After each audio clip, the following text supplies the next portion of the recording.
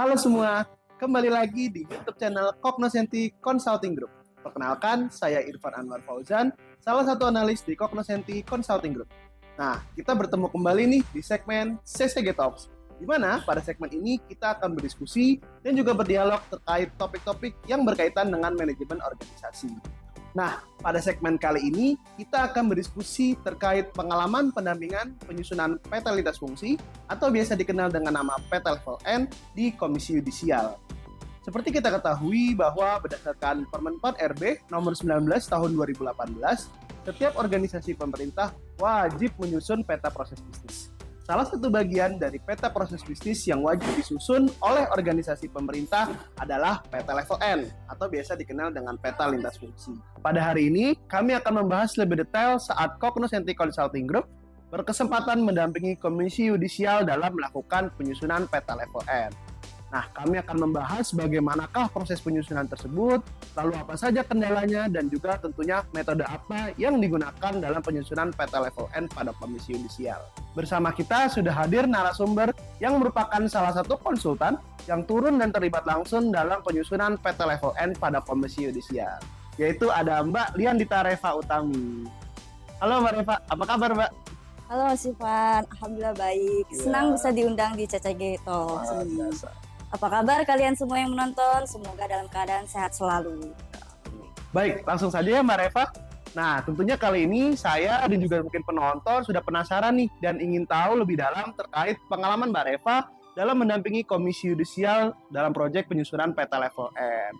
Nah, sebelum masuk lebih jauh nih, mungkin saya mau tanya terlebih dahulu nih ke Mbak Reva. Sebenarnya peta level N itu apa sih Mbak Reva? Ya Mas Irfan, peta level N itu merupakan bagian dari penyusunan peta proses bisnis yang menjelaskan hubungan keterkaitan antara pelaku-pelaku yang terlibat dalam suatu proses dengan aktivitas apa saja yang menjadi peran masing-masing pelaku.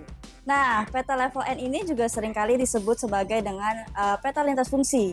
Penggunaan istilah peta level N ini atau peta lintas fungsi didasarkan dari metodologi yang digunakan pada saat penyusunan peta proses bisnis. Oh, seperti itu ya Mbak Reva ya. Nah, saya mau bertanya nih, sebelum membuat peta level N, apakah ada gambar-gambar lain yang perlu disusun dalam penyusunan peta proses bisnis? Jadi, sebelum penyusunan peta level N itu harus memiliki peta proses dan subproses atau biasa dikenal dengan peta level 0 dan peta level 1 karena peta level N merupakan puncak dari peta proses bisnis. Untuk Komisi Yudisial telah memiliki peta level 0 dan level 1 yang telah ditetapkan dalam SK Komisi Yudisial nomor 4 tahun 2020 tentang peta proses bisnis di lingkungan Komisi Yudisial. Oh, seperti itu ya Mbak Reva ya. Nah, lalu metode apa sih yang digunakan oleh Komisi Yudisial dalam melakukan penyusunan peta level N, Mbak? Berdasarkan Permen PAN RB nomor 19 tahun 2018, terdapat dua metodologi yang dapat digunakan untuk menyusun peta proses bisnis, yaitu dengan metode gambar peta atau flowchart dan Business Process Model Notation atau BPMN. Pada metode flowchart, istilah yang digunakan pada peta proses bisnis adalah peta proses, peta subproses, dan peta lintas fungsi. Untuk Komisi Yudisial ini, proses bisnisnya menggunakan pendekatan metode BPMN, di mana metode BPMN terdiri dari peta level 0 yang berisikan proses inti, proses pendukung, proses lainnya. Kemudian peta level 1 berisikan penjabaran lebih rinci dari peta level 0. Kemudian peta level N yang merupakan penjabaran dari peta level 1 untuk peta level N sendiri dapat diturunkan dengan jumlah yang tidak terbatas. Untuk tahapan penyusunan level N itu sendiri, itu kira-kira seperti apa ya Mbak Reva?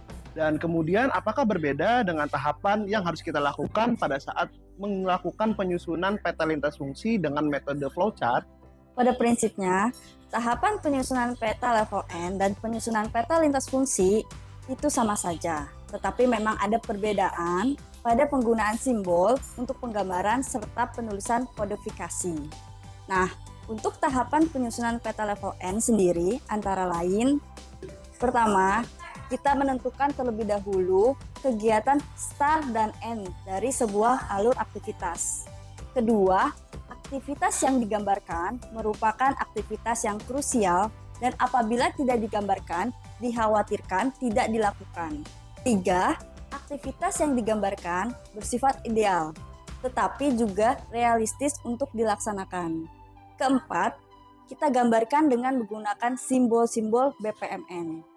Kemudian yang terakhir, pemberian kodifikasi yang sesuai dengan peta proses yang dibangun. Dan tentunya, untuk penyusunan peta level N ini, kita harus diskusikan terlebih dahulu bersama dengan tim dari Komisi Yudisial untuk mendapatkan kesepakatan bersama yang merupakan salah satu prinsip penyusunan peta proses bisnis. Dalam hal ini, peta level N yaitu berdasarkan hasil konsensus building.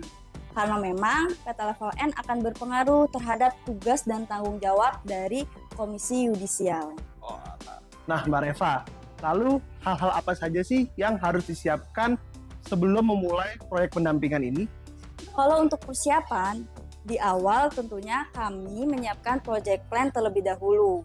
Kemudian, jika project plan telah disetujui, maka project dapat dilaksanakan. Kemudian juga kami tentunya melakukan studi dokumen seperti SOTK dan peraturan terkait untuk melakukan drafting penyusunan peta level N. Dengan melakukan drafting terlebih dahulu, maka dapat mengefisiensi waktu saat diskusi sehingga kita bisa langsung menyelesaikan atau melakukan revisi. Oh, seperti itu ya Mbak Reva ya. Nah, kemudian selama proyek pendampingan penyusunan peta level N ini, apa saja sih kendala-kendala yang dialami? Sebenarnya tidak ada kendala yang signifikan, namun diperlukan komitmen dari kedua belah pihak untuk menyelesaikan proyek sesuai dengan waktu yang telah disepakati. Setelah peta level N telah tergambar, kemudian kami dokumentasikan dalam bentuk laporan dan manual organisasi. Laporan berisikan gambaran kegiatan dari hasil akhir serta penjelasan lengkap dari peta level N yang telah tersusun. Sementara manual organisasi lebih kepada petunjuk yang dijadikan pedoman organisasi untuk melakukan kegiatan yang di dalamnya terdapat dasar peraturan. Dalam manual organisasi berisikan peta level 0, peta level 1, dan level N yang telah tergambarkan. Kemudian, hasil dari penyusunan level N itu digunakan untuk apa sih, Reva? Peta level N ini akan menggambarkan alur kerja dan pihak yang terlibat di lingkungan Komisi Yudisial. Nah, peta level N ini yang telah tergambar akan membantu bagaimana pola koordinasi yang baik dan ideal yang seharusnya terjadi antar setiap fungsi, sehingga tidak terjadi tumpang tindih dan membentuk hubungan kerja yang efektif dan efisien antar para pihak. Nah, lalu apa nih harapan dari Mbak Reva setelah Cognoscenti Consulting Group telah berhasil membantu Komisi Yudisial dalam melakukan penyusunan peta level N? Ya Mas Irfan, harapannya dari kami tentunya peta level N ini yang telah digambarkan bisa menjadi acuan di lingkungan Komisi Yudisial dalam menjalankan tugas dan fungsi serta membentuk sistem yang mendorong terjadinya kerjasama antar departemen atau unit kerja, sehingga ego sektoral dan silo thinking dapat dihindarkan. Wah, menarik sekali ya pembahasan kita hari ini.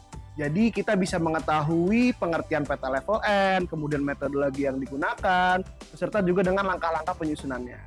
Nah, kemudian juga kita juga bisa mengetahui hal-hal apa saja yang harus dilakukan, kendala dan juga tentunya manfaat dari hasil penyusunan peta level N ini. Ya, terima kasih banyak ya Mbak Reva sudah menjadi narasumber dalam CCG Talks kali ini. Nah, semoga bisa menjadi inspirasi bagi penonton sekalian untuk melakukan penyusunan peta level N pada masing-masing instansi. Nah, baik, sampai sini saja CCG Talks kita kali ini. Sampai bertemu pada CCG Talks berikutnya. Jangan lupa like, comment, dan subscribe YouTube channel ini. See ya!